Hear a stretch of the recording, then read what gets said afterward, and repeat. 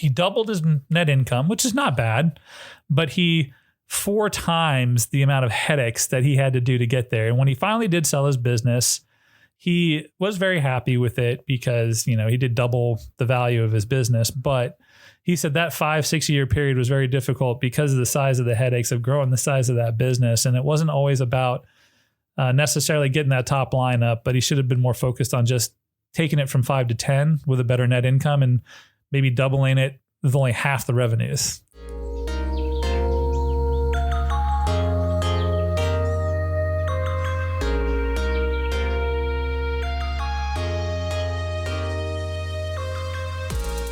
Welcome to the Money Alchemist podcast. My name is Brent Gargano from Infinite Wealth Planning, and I am here with Anthony Lewis. Anthony is a senior manager at a CPA firm here in Cincinnati, Kirsch CPA.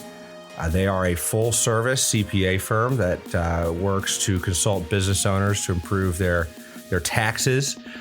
Certainly, I'd love to give him a chance to explain a bit about what he does. So welcome, Anthony. Why don't you give the listeners a brief introduction on who you are and a little bit about what you guys do? Yeah, thanks for having me, Brent. So I've been doing accounting for about 21 years. I've done everything from setting up accounting information systems to audits to tax returns, a lot of business consulting and M&A, acquisitions, mergers, sales of businesses. It's been pretty much some of everything.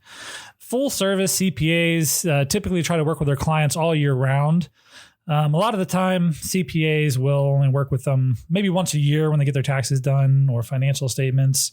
But the difference is the constant communication, meetings, kind of quarterbacking a lot of their professional services and meeting with them strategically to make sure that their goals are being accomplished, tracked, and really just kind of help them push them to the next level and make sure that we're not going to run into any issues with the transactions that they're doing and we're getting the most tax advantage plays out there before we get to the end of the year. And then they're like, hey, by the way, we did this. And we're like, oh, if you'd have done it this way, you'd have saved so much money.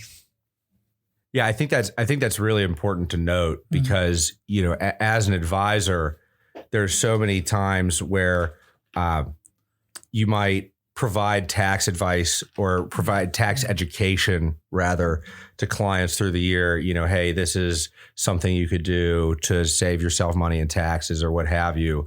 But if you don't have a system for communicating and following through on that, and, they're just showing up at their CPA once a year, they haven't had communication all year long, there's almost so much catching up to do that it's nearly inevitable that something slips through the cracks.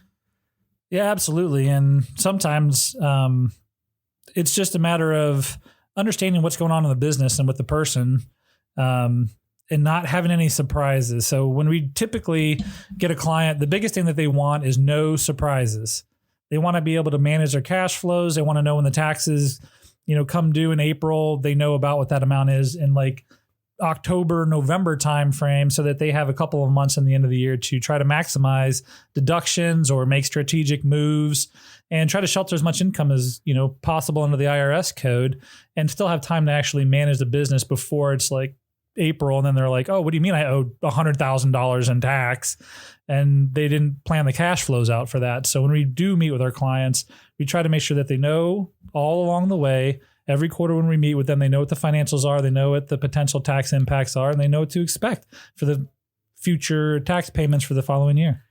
You'd think that it might be common sense that you're going to review taxes for the current year in the current year as opposed to in the future year when you can only do so much about it. Yeah, and that's a problem that we find in the industry is that a lot of accountants are looking through the rear view mirror, we call it. So they're just reporters of the history. So I give you your tax return in April. And then by that point, what happens is you've already been 4 months through the year. So what happens is they are like, oh, that's great. That was 4 months ago, but I should have really known what this value is in December of the prior year.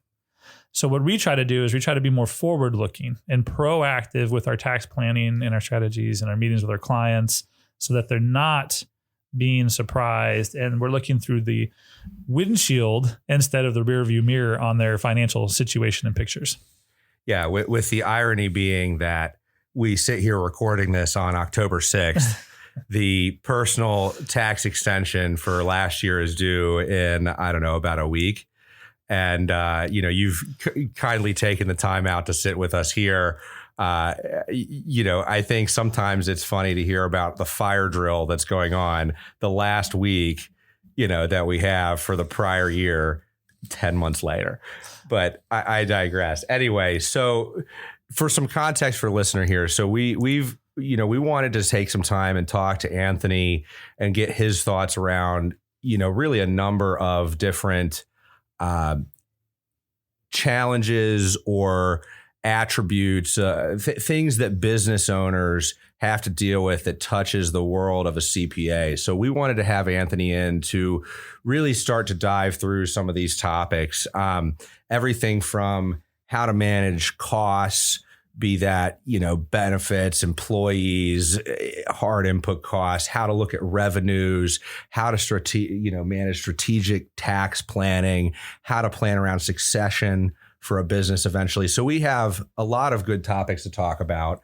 But for today, we really wanted to look a little closer at the income side of the income statement, really look at how do companies in 2023 or any time really look at their revenues and analyze and assess the most effective way to strategize, or tell us a little bit more about where the CPA firm even comes into play on that. Yeah. And I think that one of the things that we like to do the most with our clients is really come up with budgets and projections and then set goals and help them set metrics to them. So if you set a goal and you don't have metrics or you don't have some way to track the progress, you don't tend to have a way to see if you're actually making improvements. So if I meet with a client and they say, hey, I want to make 20% more revenue next year, I say, that's fantastic goal. How are we going to get there? A lot of the times business owners don't understand that making 20% more does not necessarily mean 20% more profit if we're not, getting the right customers, the right gross profit margins.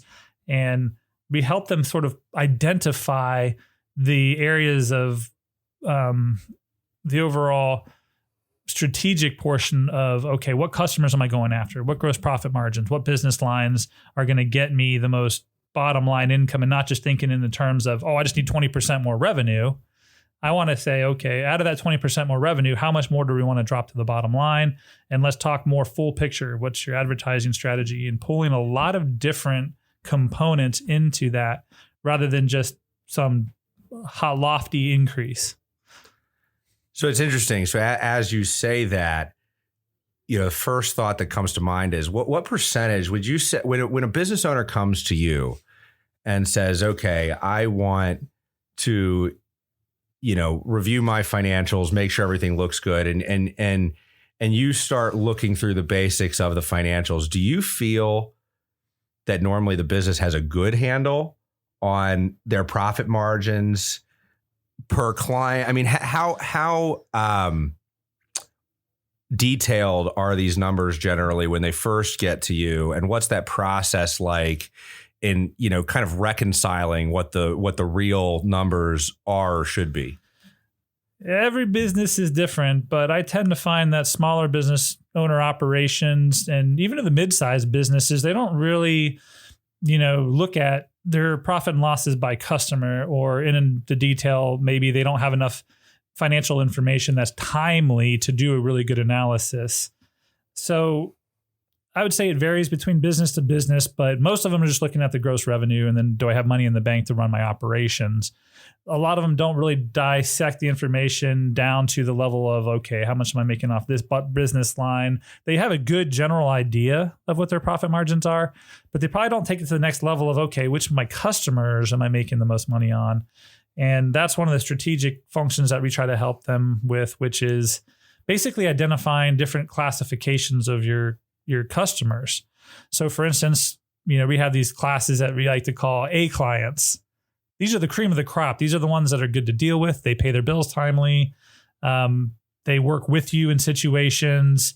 They're profitable and they're, knowledgeable about what the product is and how to utilize it. And they're just a great partner. And then they also potentially can tell others to use your product and become advocates for your business.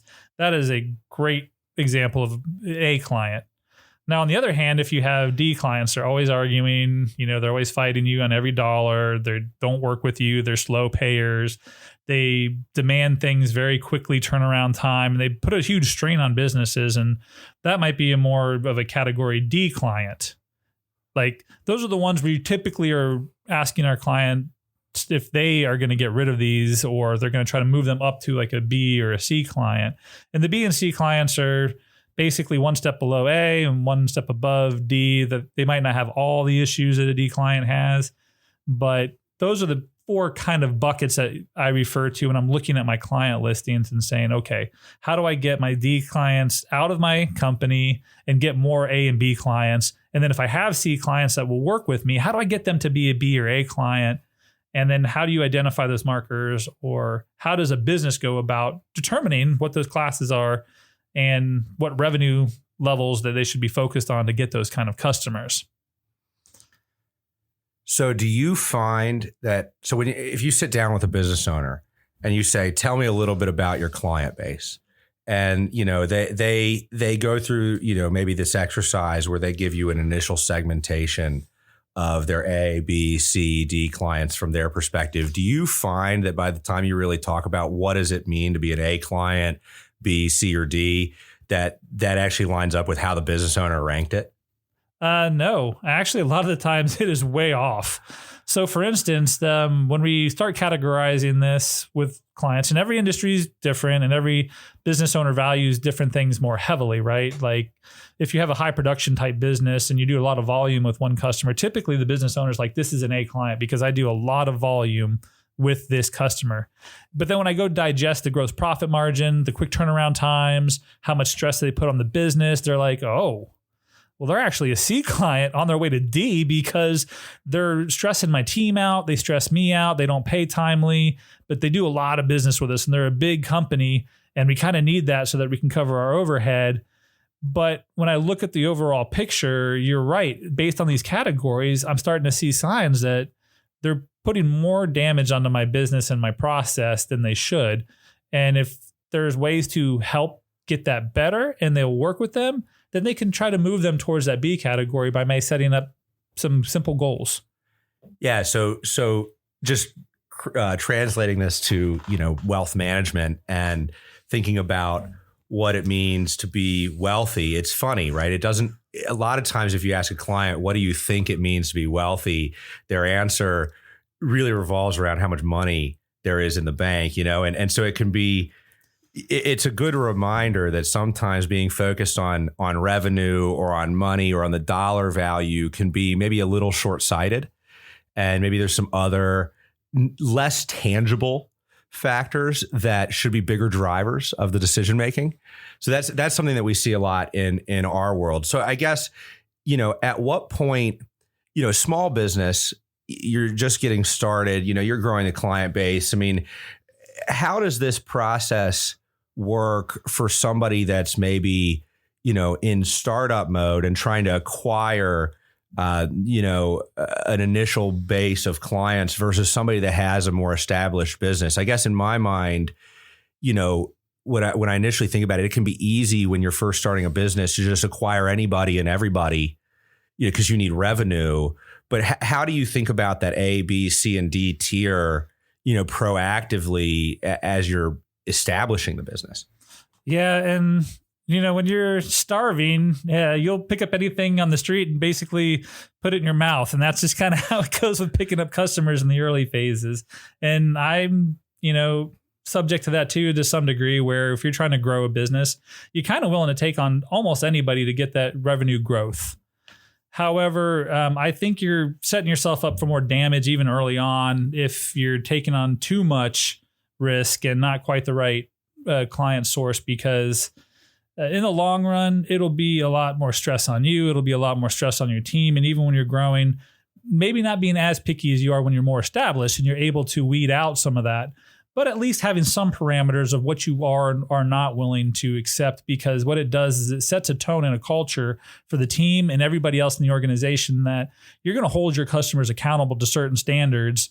And it really does kind of lean itself to you dealing with and working with better classes of clients throughout the whole process. And then you don't have to go through this difficult process midway through when you're growing to weed out the bad ones, reestablish relationships, and then go find your best customer source and revenue targets. And some of that you can actually coach to your customers that you're dealing with, and sometimes you can't. And that is an identifier of whether or not you can move them up a category, or you just need to get away from it and do maybe a little bit less revenue. And kind of just, I'm thinking through the life cycle of a business owner, from starting the business. Hopefully you have enough of your own money and what have you to stand up and say, look, I can afford not to take this client because they're going to be a distraction long term or what have you. But maybe some people have that flexibility, others don't. What do you say to the business owner that's maybe now they're at their business is operating capacity. They've got this group of clients that they've been able to bring on. They now segment their clients, and then maybe they're recognizing there's some clients that don't fit the model anymore. I mean, how do you? What's the thought process like when you're starting to think about how to? Is that something that bleeds into your world? Oh, absolutely. As our business grows and our customers' business grows, they're getting more complicated. There's more technology. There's more efficiencies. They might grow in sophistication. So if I am a professional service team and I start out with customers of revenues of let's just say $1 million, and all of a sudden as we grow and our customers grow, the complexities grow. And we have to be adaptable to that sort of a circumstance, and then really evaluate ourselves and say, hey, can we service these customers anymore? Or should we really evaluate ourselves and say, hey, this is no longer our niche. And if we find ourselves trying to do something that's out of our wheelhouse and spending all these costs trying to just keep the customers we have when they're really not a good fit anymore, we might find that the gross profit margin or the realization or the net profit at the end of the day is starting to shrink on those business lines that are becoming more complex that we're not able and willing to handle. So we should really evaluate our own technologies and our sophistication and make sure that we're keeping up with the times, and that if we're growing and our customers are growing, we're all continuing to row the same direction, or go, hey, you're getting too big for us. We need to kind of find a bigger company to partner with to maybe transition that client to a bigger one. Or if we have smaller ones that they're too unsophisticated now, or they're not willing to, grow with us, then maybe we might have to let them go and find a smaller provider that will service their needs, and keep the middle ones and keep working on our own technology to determine, do we want to invest in becoming more sophisticated, or do we want to just set up a niche right here in the middle and just focus on that and growing that gross profit? Yeah, no, that makes sense. And so you mentioned one thing that was going through my head is okay, so, and by the way, the most interesting one that you said there is getting rid of a client that has gotten too big for you. How often do you actually see that a business owner willing to do that? It actually happens quite regularly. Sometimes we don't want to admit that we can't service somebody anymore. It's very difficult. But I got, for instance, I have a client that just wanted to do a deal, and they're going to sell off a segment of their business, and they're going to invite this foreign investor in, and they're going to set up 3 companies overseas. We can do that. But the level of complexity now is that, hey, I don't know the compliance rules in China, so I need to go get outsourced CPA help to bridge the gap in that area to make sure that the full service of the client is being handled, because I'm not an expert in Chinese compliance and how to file returns over there to make sure that they're in compliance there. I know how to handle the foreign subsidiary here in the United States, but I'm not going to go start specializing in Chinese compliance because I just don't have a demand for that. Sure. So I think, if I'm summarizing all of this, and maybe you can tell me if this is the right way to be hearing this, but maybe it's easy to focus on revenue alone because, of course, big numbers look nice. But if we forget about the story behind how that revenue got there, what the actual profitability of that revenue is, between the distraction that it can create, the drag that it can create on the direction of the business, you could actually be shooting yourself in the foot, tripping. I think the phrase, if I'm not mistaken, is tripping over dollars to save pennies. Is that accurate? Absolutely. Gross profit analysis is key in any business. Top line revenue is fantastic for being showy, but it's not always the best measure of success. To me, if I'll give an example. I had a client that was a $2 million audit. It was a huge job, but we had to go overseas. We had to send a big team. It was a huge drain in our office between 2 of the months that were busiest. So we're giving away our best staff to make sure that they can handle this big job. It's our busiest time of the year. It's a lot of overtime. They're overseas. They're away from their family. And the top line revenue was great. It was $2 million. However, the gross profit that we made, the bottom line that hit the firm, was not in the same percentage as the other smaller work. So what we found was if we retooled our time with those employees and brought them back, number one, they were happier because they were with their families. Number two, they were not working as many hours. And number three, when we retooled that time, the gross profit margin on the smaller jobs that we were working on had a more significant drop to the bottom line with only $1 million of business. So I had a $2 million net sale and a $1 million net sale, but the bottom line increase was double when I shrunk my sales because we had lower realization on the $2 million job than we did on the smaller $1 million jobs. Our employees were happier. The culture was better. And a lot of times business owners, not all of them obviously, but they're more focused on the top line saying, hey, I just want to grow sales. But if you're not making the same gross profit margin or you're seeing gross profit margin slippage, I would say I would rather be interested in what is hitting my net income line and how much at the end of the day does the company increase its equity based on the transaction and not just focus on top line. Yeah, I think that's so important because a lot of the business owners that we work with, it's really easy to look at what kind of money they're making year to year. You know, they're kind of almost thinking in their paycheck. But I think it's easy to forget that you're also growing an asset that's a business. And so your duty as a business owner is almost twofold, right? You've got the cash flow that your business creates to support your family and your expenses on an ongoing basis. But then you've also got this value of this asset. I mean, let's face it, you know, humans have expiration dates, but businesses don't necessarily. And so if you are a business owner, and it can be hard when you're young and early in the stage of business or even, you know, mid stage, but eventually there needs to be continuity and your profitability. I would imagine, maybe you can shed some light on this, but I imagine your profit slippage, all of those things are elements of whatever valuation that you might receive. Is that right? I mean, you know, how does the conversation we're having impact what you might actually be able to sell your business for, as opposed to just the income that you bring in? Yeah, absolutely. So every industry slightly varies in this, but a lot of the businesses, when you go to sell them, have some sort of a multiple. Typically, it's some sort of an EBITDA calculation or a multiple of like gross profit or something that you can value and compare companies with each other. However, my thought is on this, and it is circumstantial depending on certain factors, but I think that if you can get a gross profit margin dialed in by creating a process and then being able to scale that process, but really nailing the fact that, hey, if I get new clients, I'm going to know that because of the processes I've set up and because of the efficiencies I have, I'm going to make 50% gross profit margin. And then I grow my revenues. That is so much more powerful than the reverse. So if I just grow my revenues, I'm spending a ton of money doing it, and I'm only making 30%, and then I got to try to take this bigger business and then try to get the gross profit up to 50% is far harder than just getting the process down, really dialing in on the efficiencies and getting that 50% gross profit margin so that it is scalable and having the processes in place to scale than it is to try to scale once you've grown because you're just so focused on top line.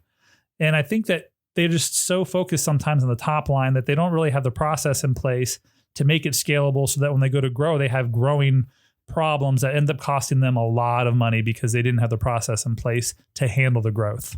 Yeah. Like I said, I mean, I think it's so important to think about the potential saleability of your business over time. And there's a multiple, that applies to that. So basically, to simplify it a little bit, you look at the how much money the business makes, and depending on the industry, my understanding is you would apply a multiplier. And if it's an industry that has higher amounts of growth, that multiplier might be higher than an industry with lower amounts of growth. But let's say that multiplier is 5x for a company with, I'm just going to make this up, but let's say the multiplier is 5x for a company with, 10% profit margins, and 8x for a company with 20% profit margins.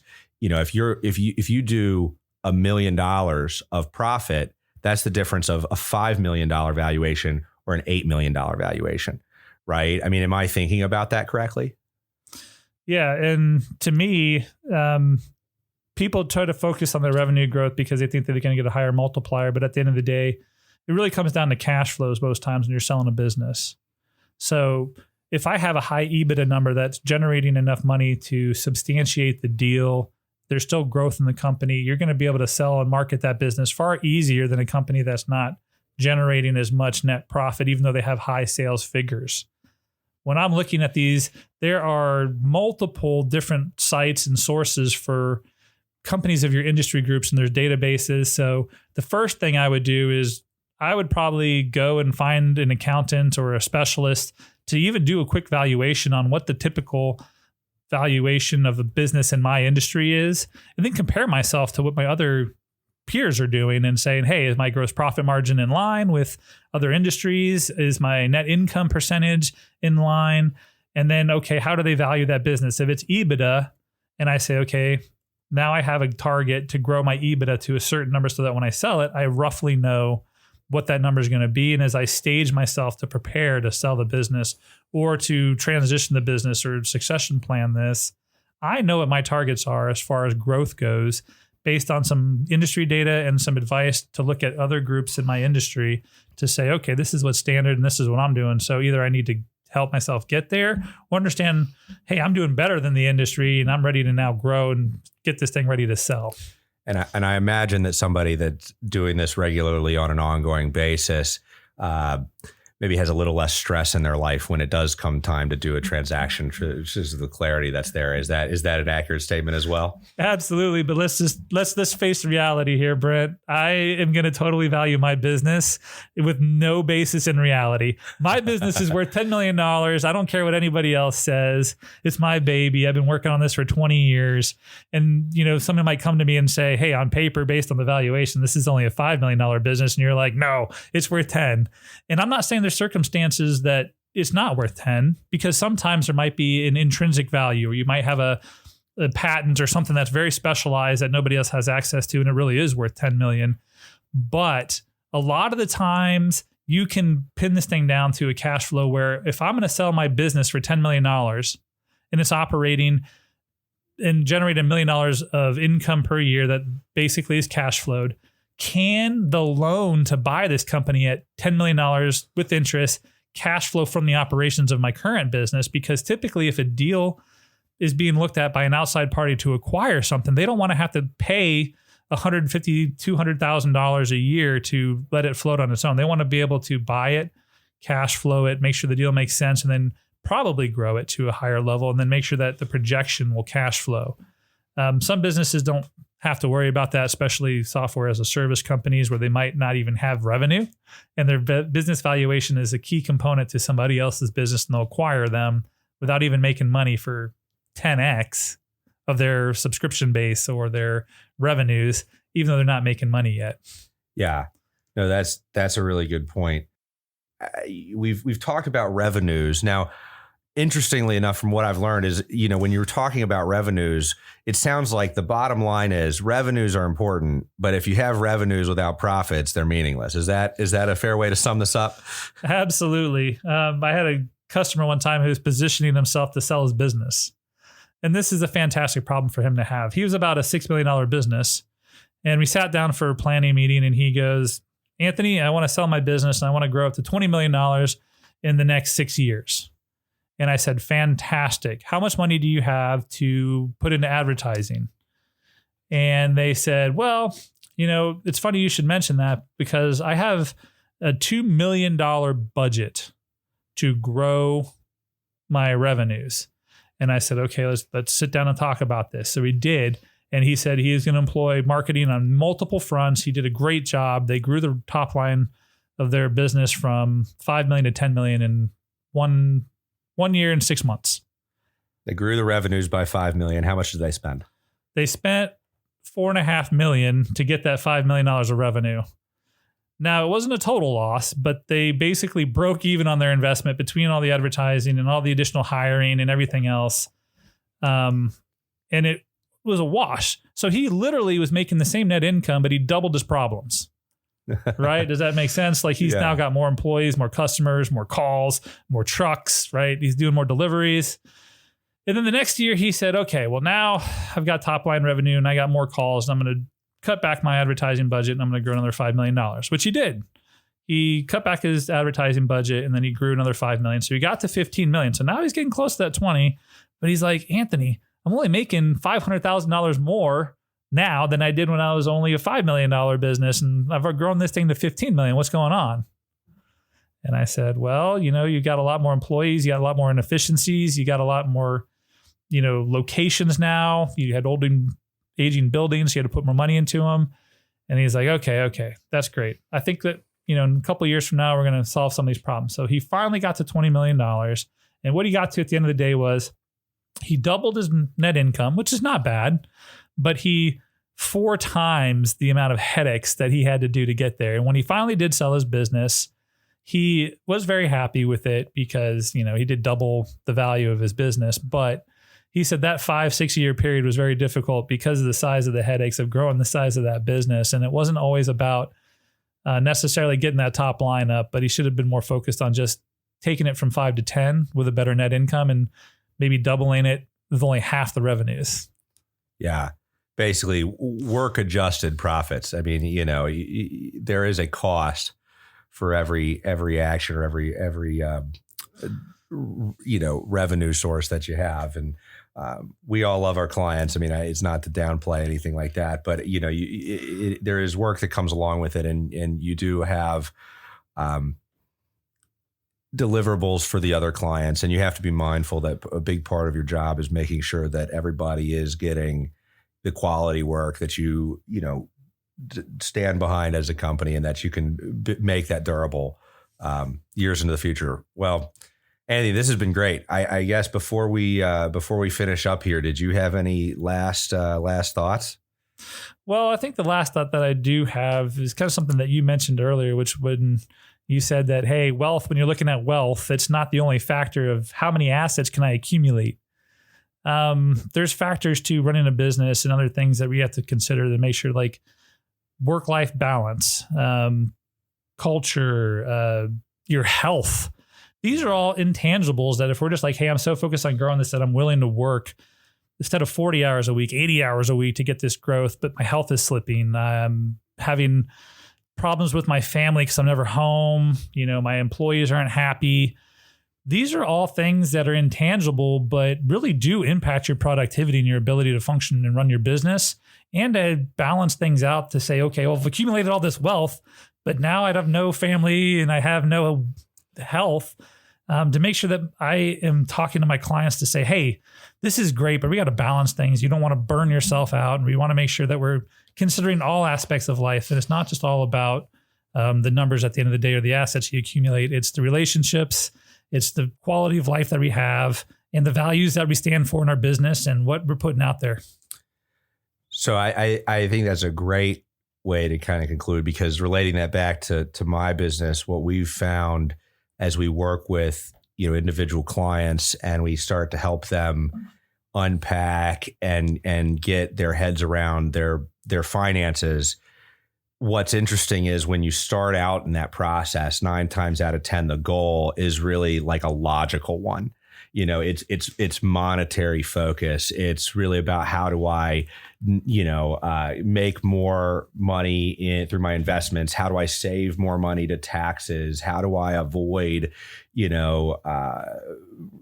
making a mistake around insurance, whatever, right? It's logical stuff. And what you find is that as you work with these people and you go through the planning process and they start to get their head around what do they actually have, what are they trying to use it for, who are the important, I won't say people, but parties, because I think that can be a broader term. Sometimes it's businesses. Gosh, I've got clients that even put pets in their estate plans and things like that, right? So what you find is that there's maybe this focus on the money side that's driven by a fear or an anxiety that comes from really not having confidence or an understanding of the bigger financial picture. And once you've established that foundation, you understand where your finances are, where they're going and stuff, it allows your brain to kind of get unstuck from that money piece and start to think about all the things that if you just had a conversation with somebody, you came up to them and you said, your health is more important than your money, I think everybody would generally look at you and go, yeah, that's right.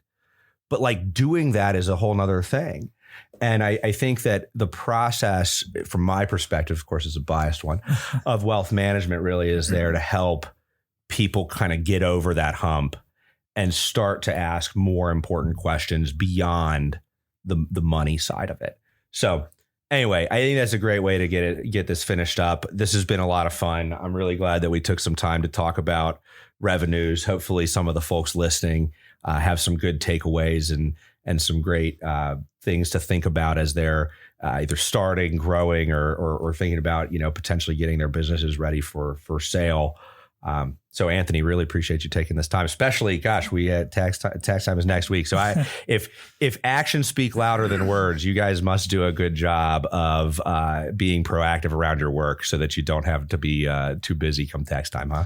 Absolutely. I mean, being strategic, I'm actually not as busy right now as some other firms may be, because we've done good planning and our customers are already taken care of. And we're actually working on planning for 2024 taxes right now. I'm doing more tax planning right now and strategic thinking than I'm actually filing tax returns that have been extended, because we've been ahead of the game. Well, from the advisor's perspective, I think that's so important. It's great to have relationships with CPAs that can be proactive, and really, really thank you for doing that. So with that all said, guys, thank you for listening to the Money Alchemist podcast. We'll talk to you next time.